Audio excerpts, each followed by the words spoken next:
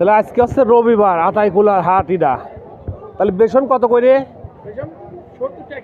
70 টাকা কেজি। আর এই মরিচ কত করে বললে?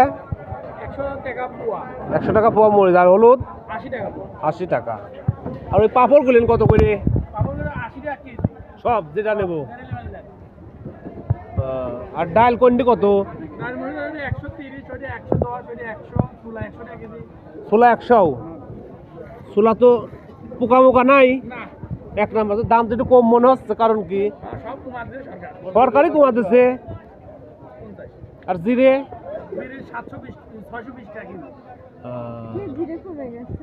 যাই হোক, তাহলে আপনার নাম হচ্ছে রুবেল হোসেন, শ্রীপুর বাড়ি তো আপনার। আমি আপনাকে চিনি চিনি এই তাহলে এই আতাইকুলি হাট সপ্তাহে 2 দিন, তারপরে গুঙ্গারামপুর গেলে আপনাকে পাবো।